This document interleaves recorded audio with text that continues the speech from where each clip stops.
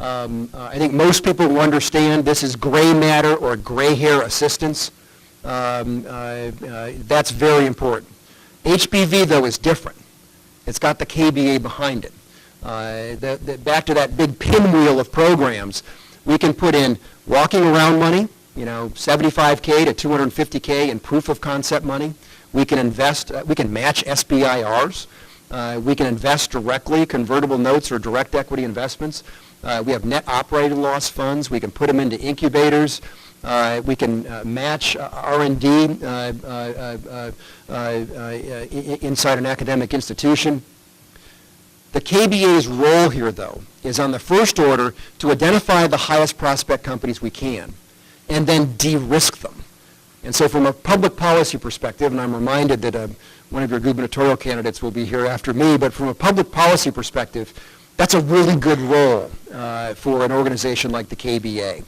De-risking these deals fundamentally and then showing that to the venture investors has proven to be a very, very, very successful model for us. And again, reflected in that growth of venture investment from 0 to 60 million over a relatively short period of time.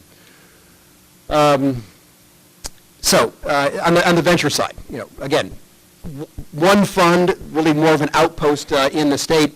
Our thesis, fund of funds, really trying to attract capital to the state.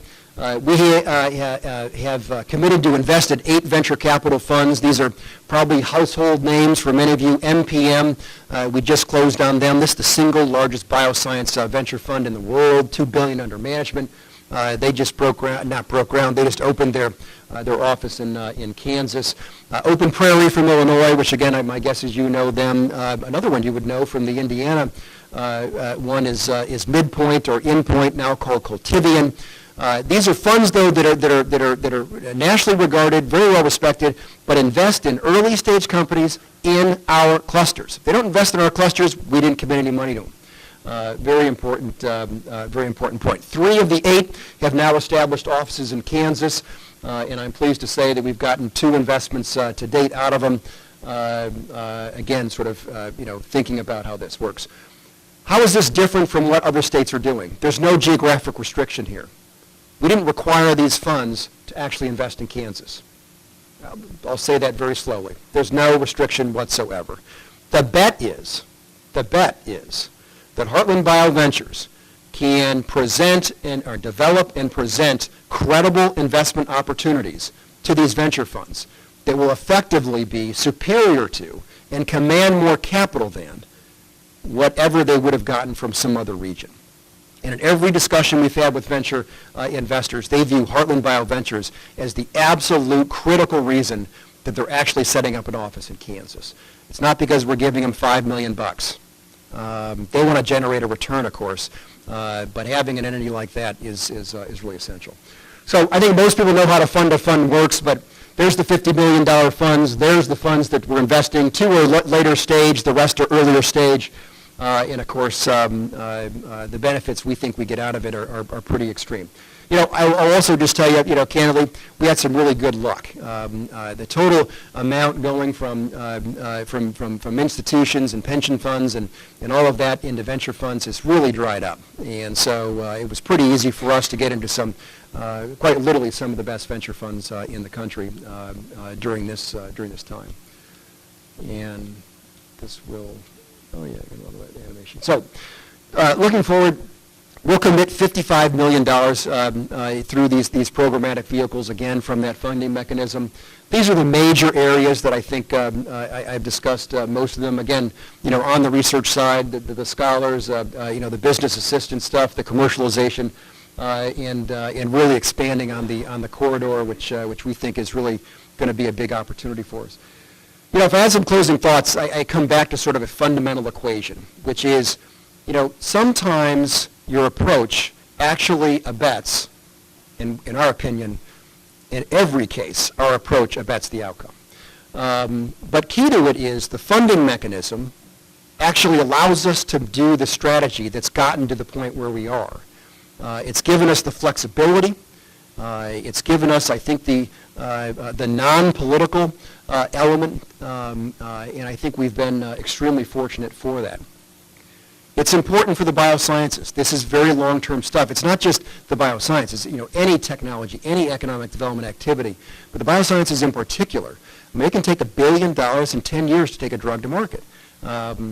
You've got to have a vehicle that is actually tailored to support that industry. We manage it like a venture investor, and I will tell you, at times it's very difficult to say no. We get asked to get involved in training and education and workforce development. We don't do that. There are other state organizations that do that. We just simply don't do it. Focus on the existing strengths, that's probably an obvious one. And really the tight collaboration. I think not mentioned earlier, I just dwell on this for a second. We're not the Department of Commerce. We don't have offices all over the state of Kansas in every county. We have one office. It's in Olathe, Kansas. We are 100% reliant on our partners. 100% reliant. We expect them to clearly understand who we are and what we do. They bring us the deals in almost every case. We're a key part of their sort of toolkit, if you get my meaning. And when everyone does the big groundbreaking or the open house or whatever it is, they're the ones celebrating loudest. And we're the vehicle that effectively is supporting that. So I'll sort of close where I started. Lori's point was there's a lot to like about the Kansas model. We think there is, but I think also there's a lot that is relevant to the discussions where you are in terms of growing your bioscience industry, and this may or may not be an interesting model for you to take a closer look at. So with that, thank you. I also want to thank Brian for the very clear instructions about what to talk about, and I appreciate your interest.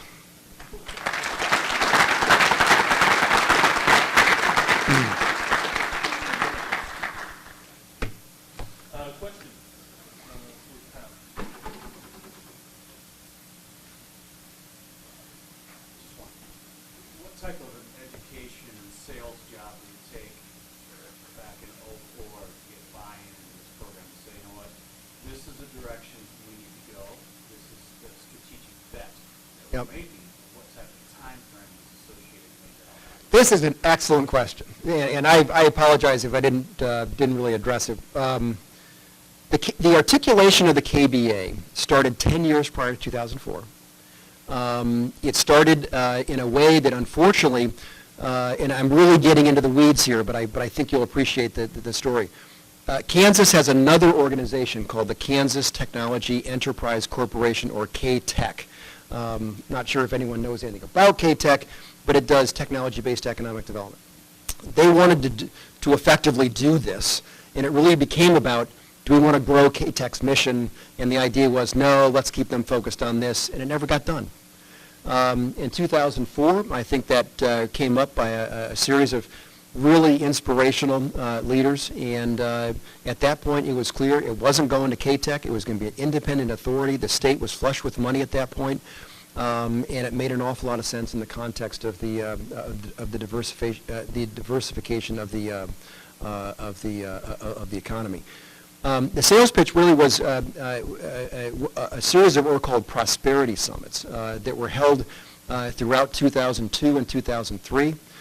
This became now Secretary Sebelius, then Governor Sebelius' sort of major economic development initiative, and I think her imprimatur as a spokesperson, spokeswoman, passionate advocate for the biosciences was absolutely essential.